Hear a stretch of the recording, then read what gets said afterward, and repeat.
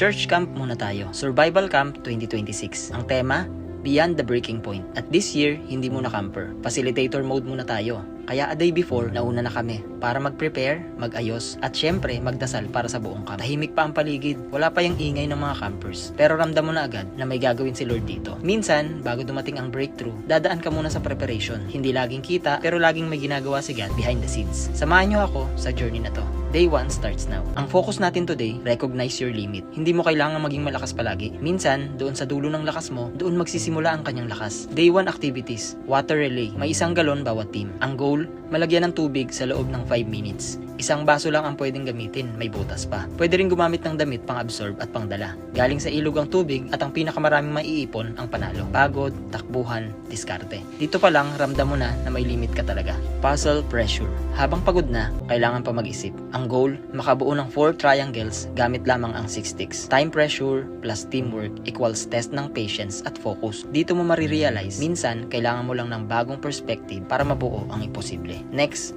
verse puzzle. Hindi lang physical, pati spiritual challenge. May 1 verse na bubuuhin gamit ang mga word cards. Pero may twist, may mga salitang hindi kasama. Pagbuo ng salita ng Diyos habang hinihingal. Reminder na kahit pagod ka na, kailangan mo pa rin kumapit sa Kanya. Trust fall. Isang simpleng activity pero hindi madali. Kailangan mong magpiring, bumitaw, pumikit at magtiwala na may sasalo sa'yo. Nakakatakot sa una, lalo na kung sanay kang ikaw ang sumasalo sa sarili mo. Pero dito mo matututunan, hindi lahat kailangan kontrolado mo. Minsan, ang tunay na lakas ay makikita sa pagtitiwala. At tulad ng trust fall, ganun din kay God. Hindi mo man nakikita kung paano, pero sigurado sasaluhin ka niya. Last, carry and share stations. May mga stations na kailangan magbuhat, magtulungan, at mag-share ng experiences. Hindi lang katawan ang gumagalaw, pati ang puso, pati kwento ng bawat isa. May mga bato na ilalagay sa sako. Simbolo ng mga burdens na dinadala natin kahit hindi naman dapat. Mabigat, nakakapagod. Pero sa huli, iiwan yon sa ilog. At pupunta sa puno para kunin ang redeem cards. Simbolo ng ating tunay na identity sa Panginoon. Sa bawat activity, iisa lang ang lesson. May hangganan ka. At okay lang yun.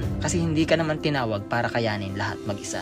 Tinawag ka para magtiwala. Minsan ang breaking point, hindi failure, kundi invitation para maranasan ang lakas niya. Day 1, nakakapagod pero puno.